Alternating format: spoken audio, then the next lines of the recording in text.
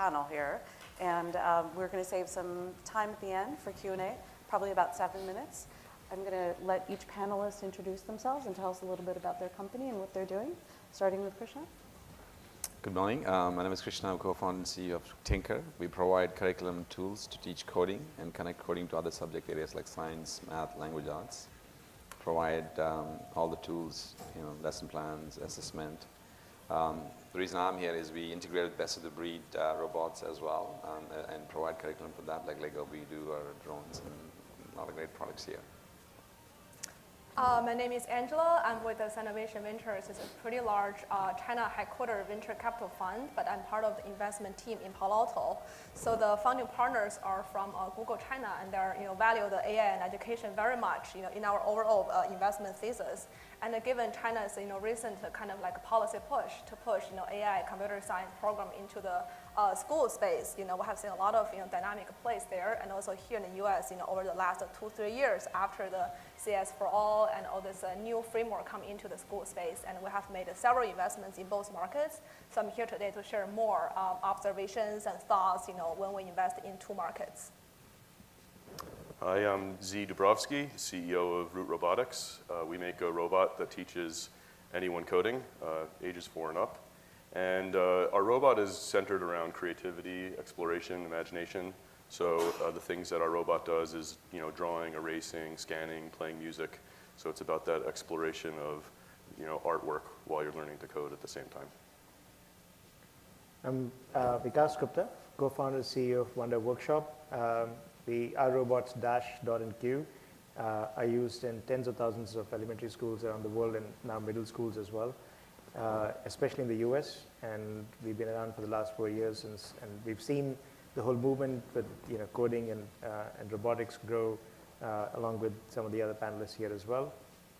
And we're excited to kind of not just bring robots to the hands of students, but also bring the tools that help teachers succeed in the classroom, which is a big part of where we put our effort and energy in. Hi, I'm Alex Klien. I'm the co-founder and CEO of Kano. Kano is a computer company. The difference is we give all ages, all over the world, the power to make and code their own computers, like Lego. So in 86 countries, people use Kano to make PCs, servers, radio stations, cameras, speakers, computers that respond to sound, to data. We started around the same time as Wonder Workshop. We created the first computer anyone can make. You build it step by step, you bring it to life, you share art, music, games, Minecraft worlds, Pong, Snake with others. Team based in London, shipped to 86 countries. Although we don't make a robot, people take our computers and make robots with them. So I guess that's why I'm invited. Yeah. Terrific. So given that we have such an international panel, I thought it would be interesting to start with what are the differences that you see in different markets that you're in, the US versus other countries, and different approaches to things?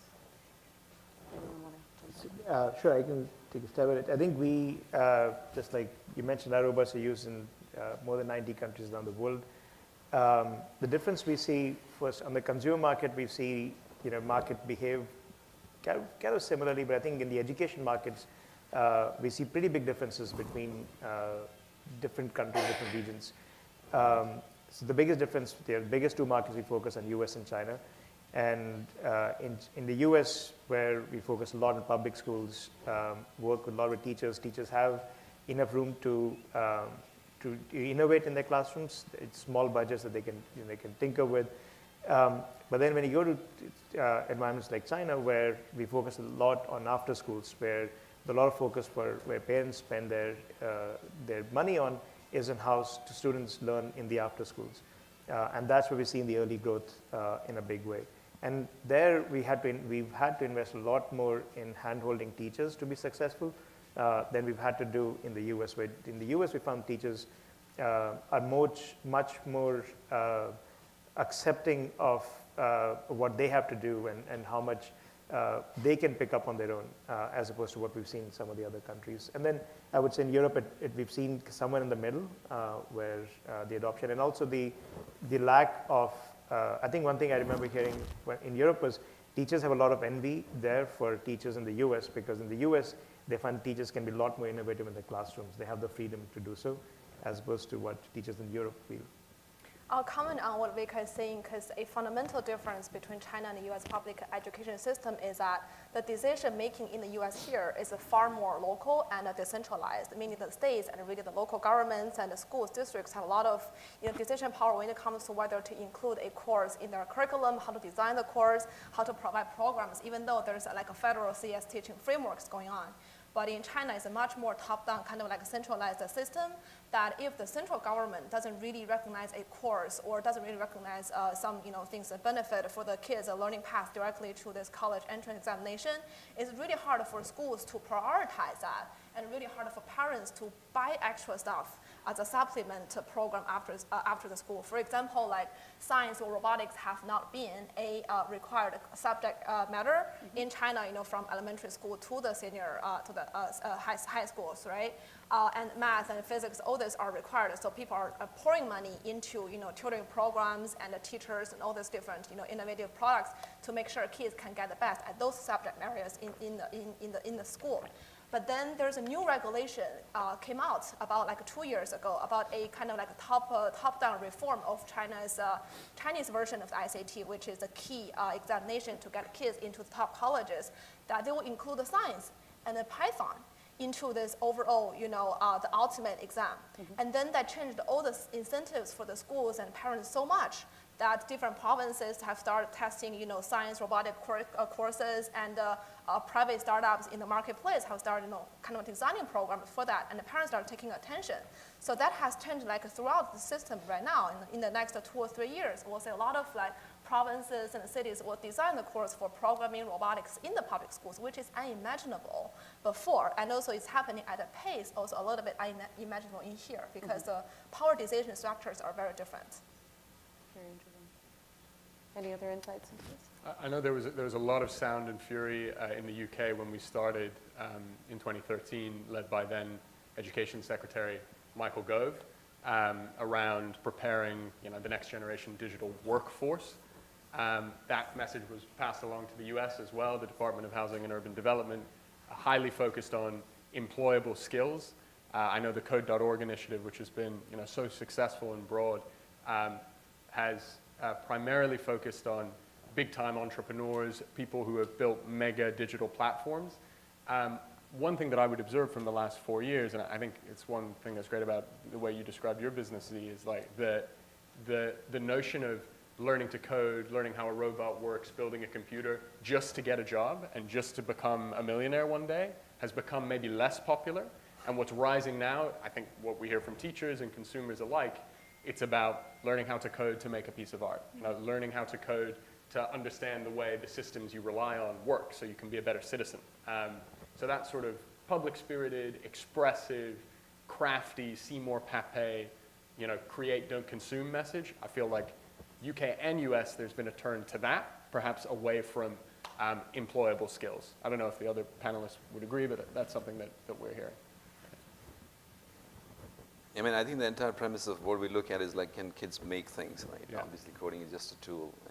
Most importantly, I think classrooms, a lot of times I hear is like, okay, what does it mean? I teach language arts, and I teach science. How do I kind of employ coding into subject matters that kids are exploring, as well as just trying to prepare them to be next generation software engineers or whatever that is. That's been the buzz factor in terms of selling computer science. A lot of that, I agree with Alex. I think that's changing quite a bit because a lot of people, when they're kind of making those decisions, they're looking at like, what does it show us? Like, how does this affect kids' learning across different disciplines? And that's very promising because the more we segregate things, then you need a whole specialized group of teachers that can teach this. And how are you solving the teacher training problem? So, I mean, we haven't shipped robots yet, but I can give you at least some anecdotal stories. The thing that we witnessed when we were into a classroom that had 200 second and third graders is the thing that was the key success factor was a teacher that was willing to learn alongside the students. And that was something very special. I mean, not all teachers are excited and interested in doing that, but that teacher that has that motivation can accomplish anything in the classroom. Because in general, teachers don't know how to code either. So once we witnessed that, the second and third class that she did, she was a superstar at. And I think identifying those forward-thinking teachers is going to be extremely critical in training and in development. Yeah, I think you pointed out correctly that I do see this process of including robotics or any new subject areas for the classroom as a 1-2 punch.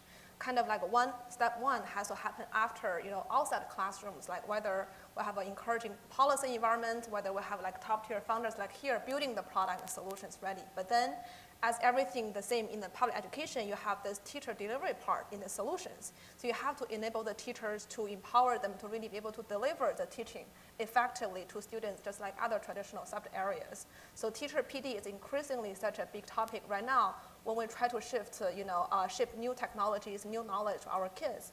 Because if they have the robots in the classroom, they can't really teach that effectively or kind of like assess the learning effectively. We have the loop open out there in terms of measuring the effectiveness of the learning and how good we can prepare the kids to really use that instead of just buying the hardware, but then it's underused. I remember when I was in high school, which is one of the best in China, and our class was given a set of discounted laptops for us to be computerized in our learning. But even the top teachers there, they didn't really know how to really use that to teach.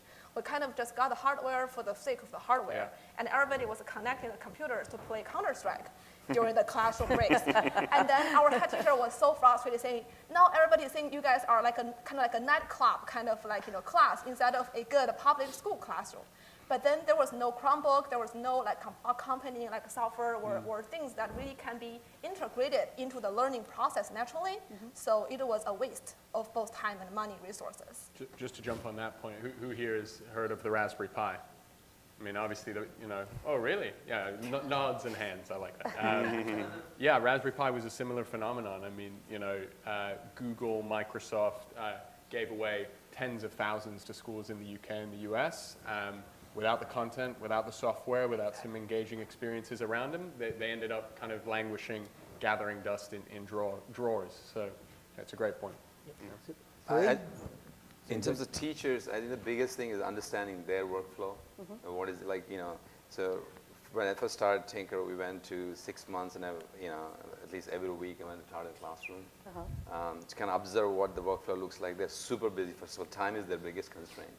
Lots of other things they need to sell. And everybody's pushing them to do different systems all the time. Do this, do that. Like there's so many things. So I think kind of, and more importantly, like they're not seeing like okay, this is a system. What is the efficacy for this? Why am I using it? What are my kids getting out of it? So I think it just as simple as like student management, like setting up a classroom and the ability to assign lessons and see what kids are doing.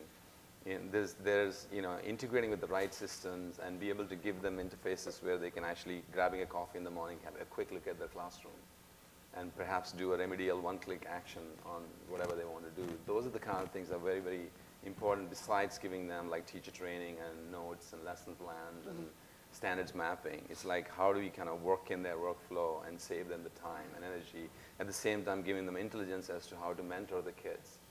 From the system. I feel that's kind of very important.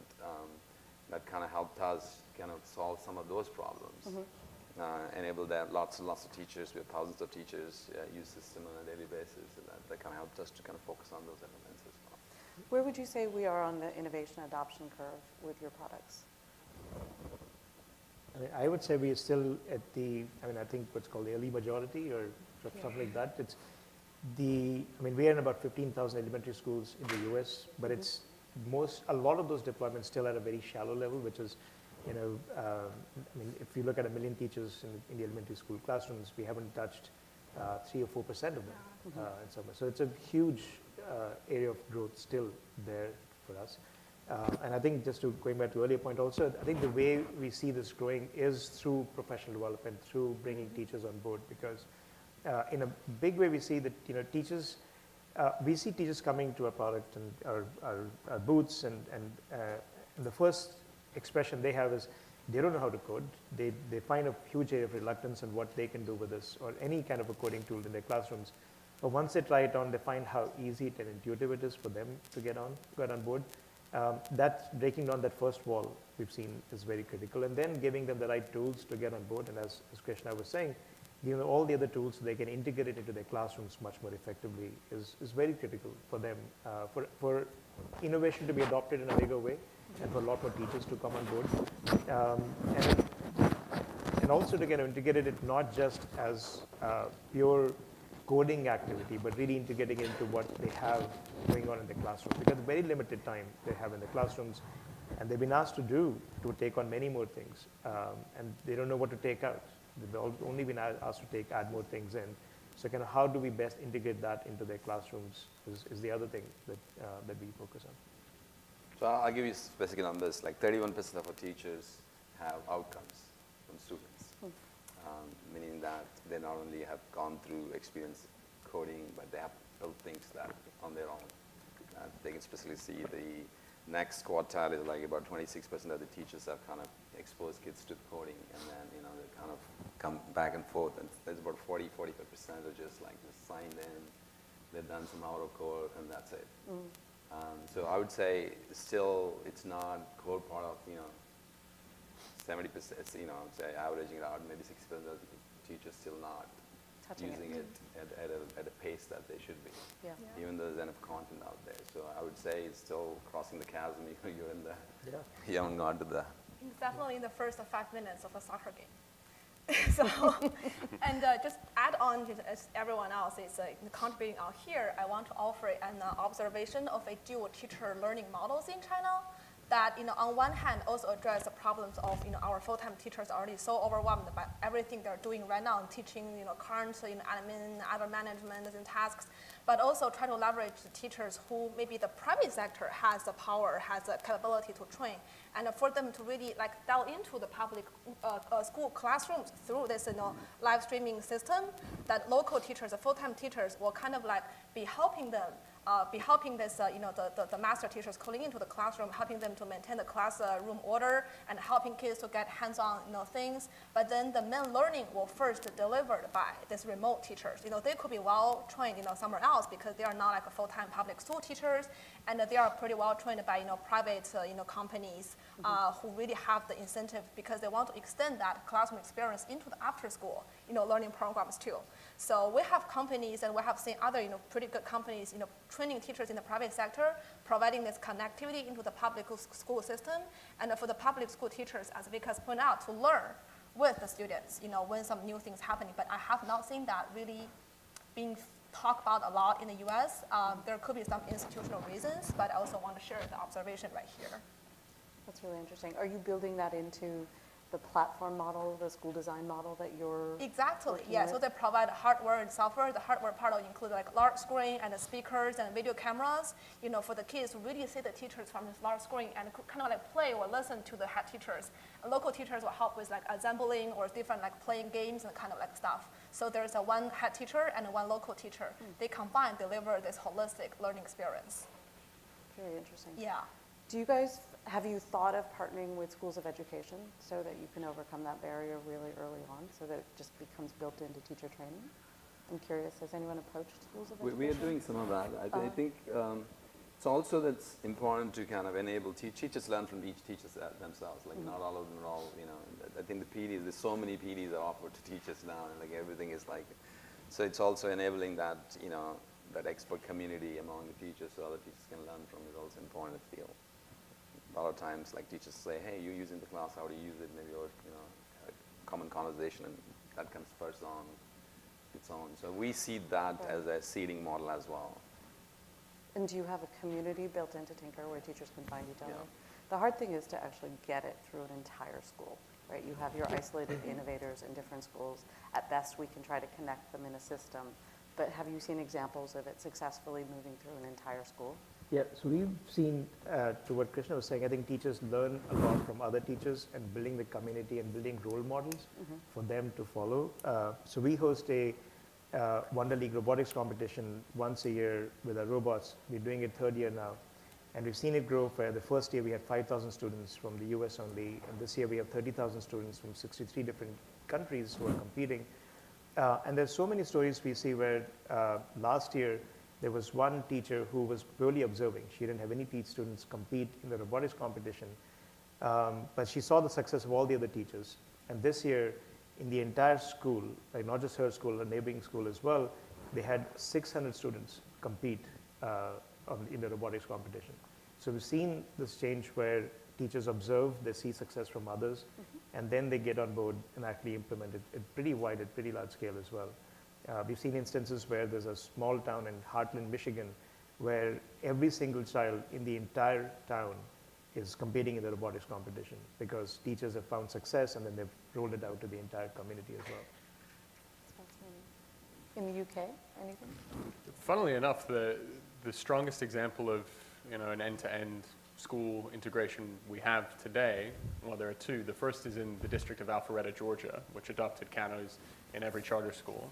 And then actually in Argentina, the Ministry of Education has started an Escuelas del Futuro initiative, excuse my pronunciation, in which they are bringing products like Cano, little bits, into over 15,000 schools across the country, integrating them in multiple subjects beyond STEM, and really mandating from the top down, these are the products that you should be using to introduce your kids to coding, to building. So I think, yeah, there's the ground up element, like the Robotics League, but I think, yeah, government certainly has a role to play in, making clear the kinds of services, the kinds of products that are worthy of integration throughout a school, rather than just with a single innovator, as you said.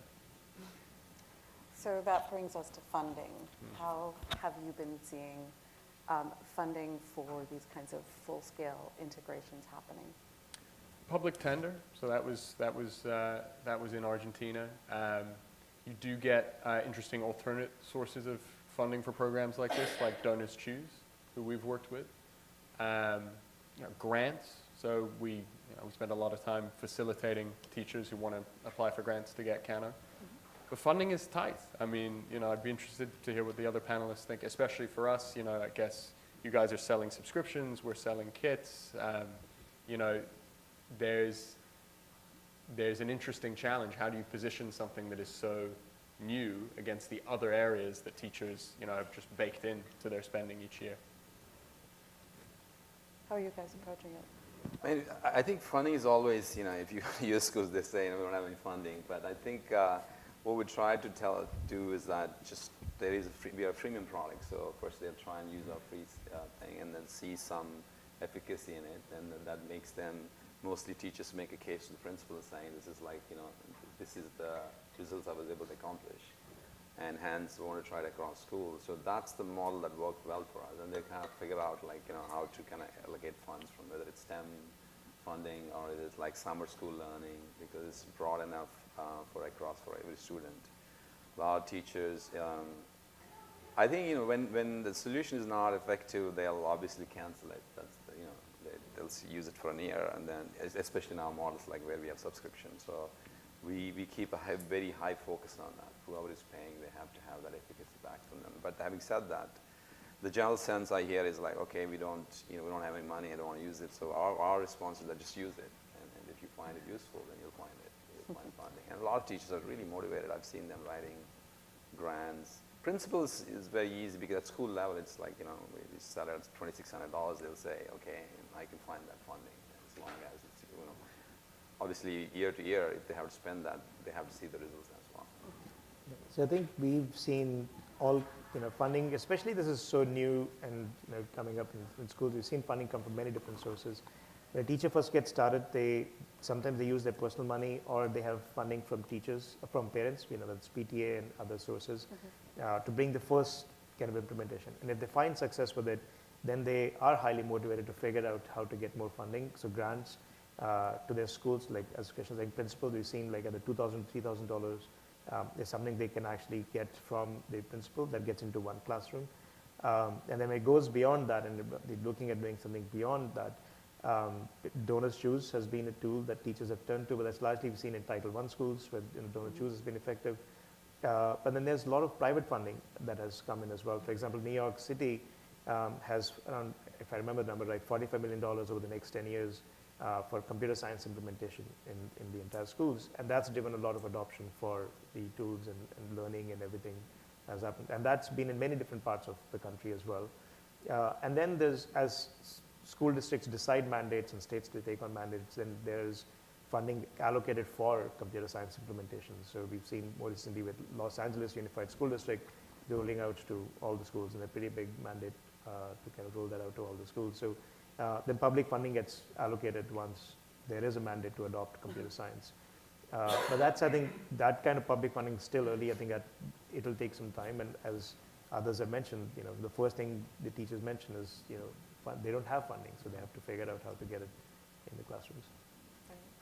I guess I'll just add that one of our philosophies, at least to be tested, would be that if we can get teachers sharing these things as tools from classroom to classroom, rather than looking at this as the funding for getting some robots in a specific classroom, then that's the best outcome, because it's not, the cost per student then dramatically decreases. At a conference that I was at, one of a district leader from a school in Florida was asking me about scaling robots in their district. And the questions weren't around how do we prepare for funding this. It was more around how will this integrate into our systems so that we don't have to make a classroom teacher create accounts for every single student. Integrating with their existing systems became very, very important. And that's an IT challenge because schools all use different systems. Yeah, I guess at this early stage, it's really the regulatory impact and also the private sector funding kicks in, because people don't really have existing big enough buckets of funding just to buy the newest robotics and the programming softwares out there. But we have seen companies who manage to build a connection between a continuity actually between school use and parents, kind of after school.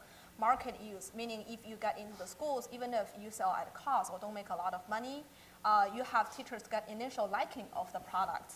And then you can kind of try to acquire parents through this school's endorsement or reputation, or they get into the schools, and to have the parents to purchase maybe extra classes or maybe extra kids after the school. So have that private sector funding to really make this investment in building these products meaningful.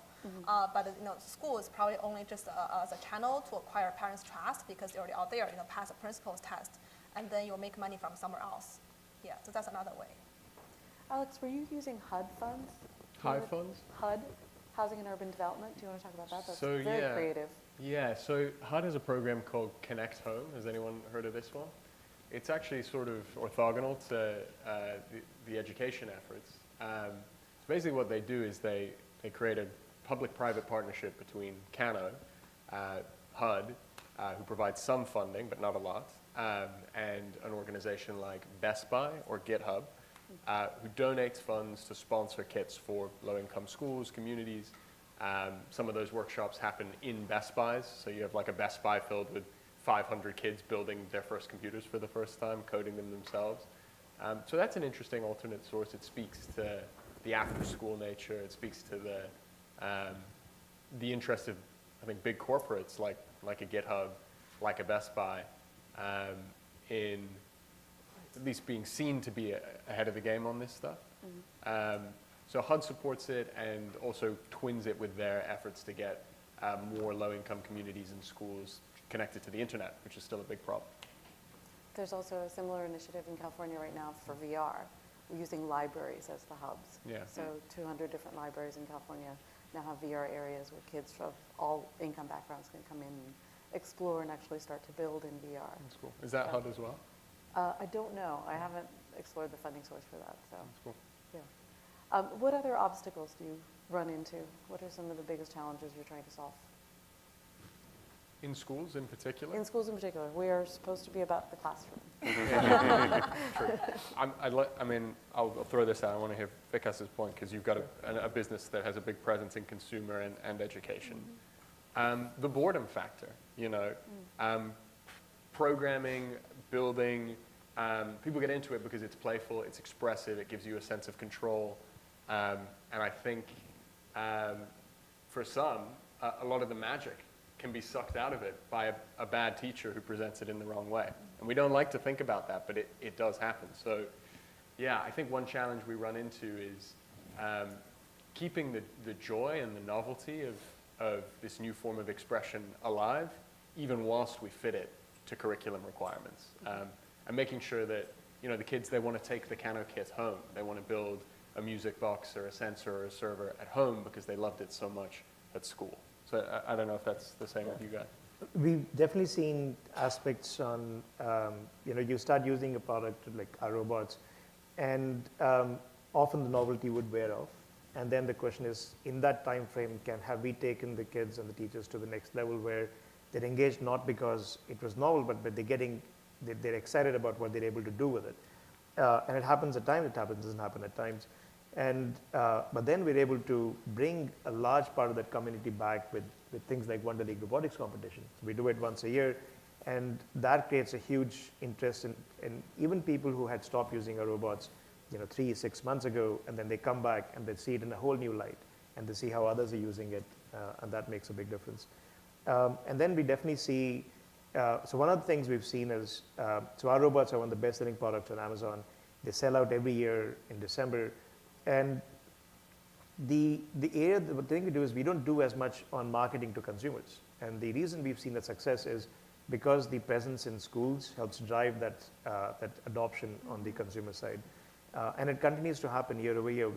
On the consumer side, especially in a toy segment, it's rare for a product to kind of grow year over year and 3 years in a row, because typically you come out, you have a big sale in a year, and then you completely disappear the year after. But we've seen that now, and it continues to grow this year as well. Our 4th year, it's looking like it's even bigger than the year before on the consumer side. And we don't do any marketing there, so that's a huge benefit. But at the same time, we have to invest our time and energy in keeping it fresh, the experience fresh. We keep launching new accessories to take the experience to the next level with the robots. And then the investment in the community has been a big aspect on what makes the experience fresh, novel, so they can come to see it in a very different light every so often. I can't really speak about the robots part of it, but I think in terms of programming, more of in adoption, like making it a specific requirements, it's not, a lot of states haven't done that yet.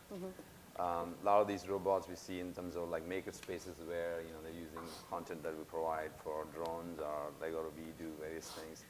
One thing we specialize is like you have this hardware is expensive, so how do you kind of bring equity to all the kids from the perspective? So what we've done is that every experience we've built has a virtual learning. So you build a virtual Lego robot. So if you have access to a browser, you're building a virtual Lego robot, your programming is exactly the same way, and there's just one robot in the classroom, then they can take turns and apply the logic. So that brings into a teacher can only afford like a small piece of hardware, but everybody in the classroom has equal access to learning that.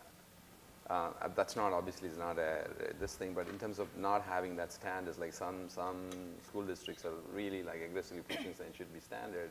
But they're all looking at this concept of like, let's get our kids AP ready, versus like, let's figure out how to make it a life skill so that like it just becomes an Excel for them to use. I think that kind of thinking hasn't come into, it's everything is focused on like, it should be like, test ready versus like, is it a life skill that they could use to any discipline they want to do? I think there's a lot more needs to happen in that regard, I think. And that's even in the kind of early childhood computational thinking space. They're still thinking in terms of test readiness? I think there's a public message going across, and there's a lot more jobs that will be available for your kids and things like versus like, is the kids having fun? Are they like really being creative, right? So I remember one day I went into classroom and this kid created this solar system simulation. 3rd grader, I'm looking at it and say, I know how to write code, and that thing requires like angles and circles, but then it's like 36 lines of code. And I was just totally blown away, and just kind of imagination. From there on, we created this thing called Classroom Showcase. So teachers can pick the best projects and then send it to teachers as parents in one shot. And parents immediately have their higher level understanding of they're learning a concept, they're able to showcase the thing. So a lot of that education in terms of efficacy of how they're applying that, very important. And coming back to you, I think there's this general stigma saying, hey, there's a lot more jobs in computing, that's why they should learn to program, versus like, it should be just like a fundamental skill. I think even in the creative thinking space, test readiness is not all that negative, because once you have some common standards or tests, you can kind of like reverse engineer like the standards or some benchmarks to measure the effectiveness of teaching and have a common set of like framework for teachers and principals to use to teach. I think STEM or other kind of creative learning compared with the traditional subject matters like math or physics, is hard on the production side in terms of like how to have a common core set of the skills or standards embedded in this design process, so that teachers and when they come to this new knowledge space, they can all get start from there first and then expand to be creative or something to expand from there. So that creates problems on the supply side. For the traditional, subjects are pretty mature, frameworks or tests, where teachers must, check certain boxes and then can go creative. And, when the after school market, when it comes to that point, parents also know, okay, so these are the skills my kids have to master to know that, okay, so this learning is really effective. But in the new skill space, like STEM, coding, robotics, it's hard to have the consensus yet. And that creates pressures for our founders and entrepreneurs of saying, okay, so people all have their very fragmented of ideas or standards about teaching a certain area, but the market is really not in a way to come to agree on one side of the things. Interesting. Are you guys finding resistance to block-based coding, and versus text-based coding? I mean, we made an interface that starts purposely with block-based coding, and we made something in-house because we wanted something that even pre-readers can use, and that you don't actually have to think of it as even coding. You can think of it as problem solving or combining abilities of the robot. And when you think about that and what the addressable audience for it is, then it's beyond just the 4-year-old that's learning to code with block-based coding, but it's also a teenager that wants to explore coding or an adult. So I think block-based coding is wonderful, but stopping just there isn't enough, and getting a pathway to text-based coding, to a real-life skill, is, I think, the direction that block-based coding needs to go, where it's the introduction, and it's the best introduction, but you still have to reach an output. I have a lot of experience here, so let me. I think first a lot of times people ask, are they especially early adopters, tech parents, is my kid really learning programming? So first, when we built it, we actually built a programming language that actually translates real time into any Python or JavaScript. So actually, if you look at all our code content, kids can either solve all the content either in Python or JavaScript or block-based coding. And this is not a pseudo code, it's actual code. So, so one of the things they could do is if they are confident enough that we have a button saying take the app out. So it gives them HTML5 app, so they can do whatever they want with it. I think it's more of I firmly believe that at the block-based coding, we are teaching them basics of computing like debugging and logic and algorithmic thinking and all that stuff. A lot of people, it's very important for them that they need to have this block to JavaScript. So it maybe gives them an entry into text coding, but as we go into middle school, we see different things. We innovated this whole playground-based coding for JavaScript and Python. But there are two different skill sets. I think in the block-based coding, they're just generally learning to learn logic and apply the logic to some game or story making or art or robotics programming, things like that. But I think inherently they're learning amazing skills. It's just like they have to go into a different environment if they go into JavaScript or Python. So our tools for middle school have nothing to do with they're completely text-based. They can so you have to jump them in and say, okay, you have a different problem now called semicolons, parentheses, and all sorts of issues.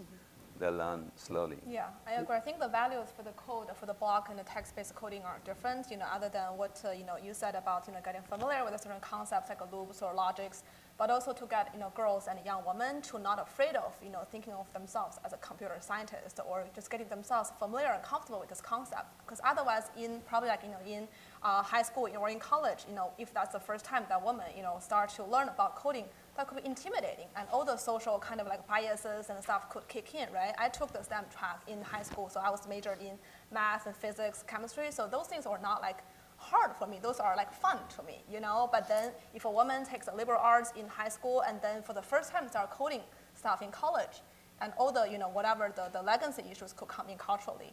But also we, in this space, we have did notice a trend. There's a fall off in continuous, use when a student transferred from block-based coding to text coding, because those two are still fundamentally different, right? So we have seen companies who have very smartly color-coded the blocks in the color that will, in the same color as in the command in the text space. Yeah. So people have some We do that. familiarity, yeah? So using the color continuity to get students, okay, so still familiar with the very simple JavaScript, even if they transitioned from the block-based coding. So that's very smart to make sure we do have the young programmers, trained from the very beginning, but also to be actually comfortable with the text-based coding, when they grow up. So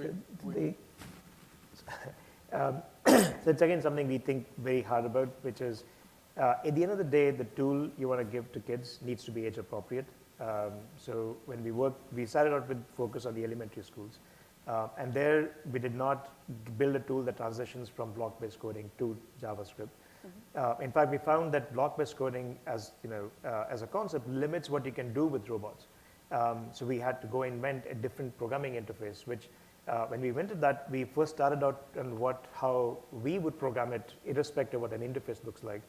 And then we created the visual interface for that, and it's all built around how robots make decisions in state machines.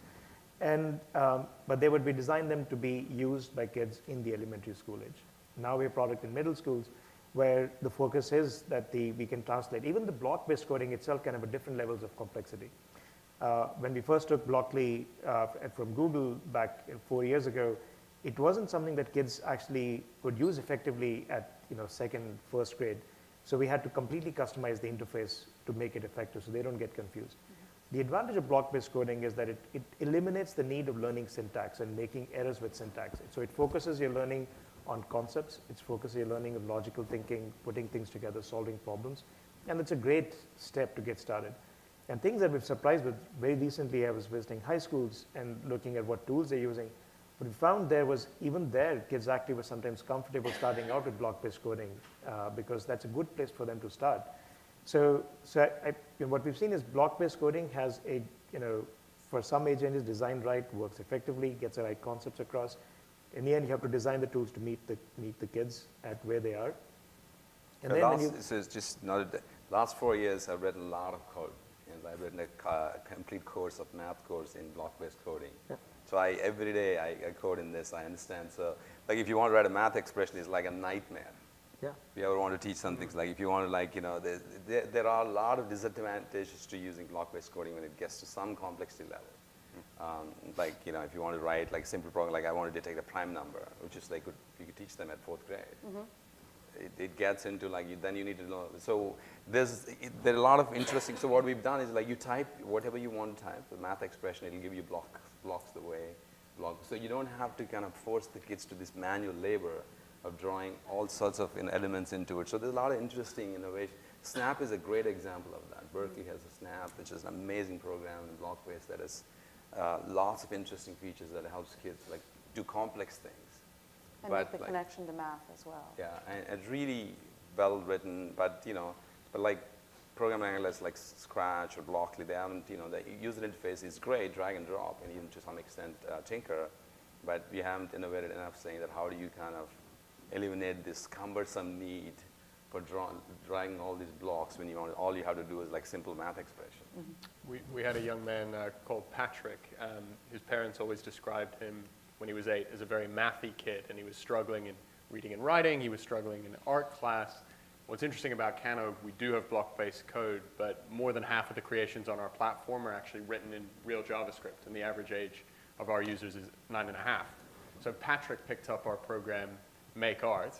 He started drawing, circle 100, background black, circle 30, color red. He became one of the most popular profiles on the platform. And his teachers observed in class that his reading and writing skills had improved through the use of text-based code. So it goes back to the founding days. I mean, the first programmer was Ada Lovelace, daughter of Lord Byron, who was the major poet of the Romantic era, and she described programming as the poetical science. And I think a lot of us would agree that it's probably difficult to understand and relate to the language of computing unless you start to get into reading and writing it yourself, right? Otherwise, are we not just putting more abstractions, more layers in between the child and the machine? These ones just happen to be shaped like jigsaw puzzle pieces. So, that's a bit polemical. Both are important, but I think at some stage you have to get into the real text-based code. Then I think India has Bitsbok has a very cool simplistic language that is logo-like syntax that teaches kids straight on text-based coding as well. I think that if you look at languages like Logo or Visual Basic, very simple to use, they're all text-based. Kids can easily learn those.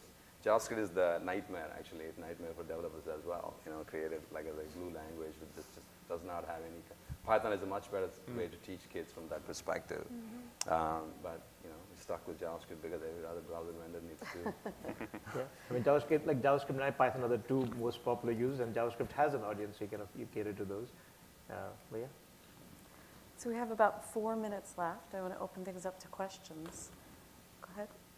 So I came in because of the keyword robotics, of course. And how do we start to standardize learning objectives? This is making this attractive for teachers with regards to introducing robotics to the computer science ecosystem.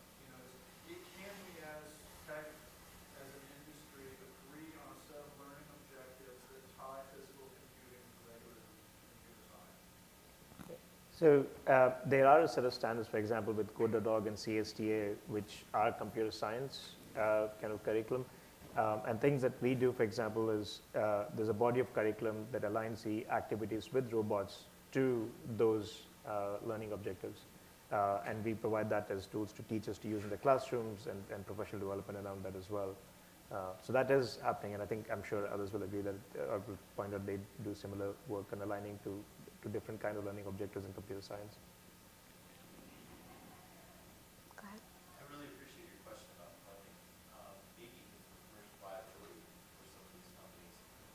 Alex and Vikas, probably most of the two of you, as you have a consumer market and a school market, what is some of the commercial, I appreciate your comment about the more than $1 billion.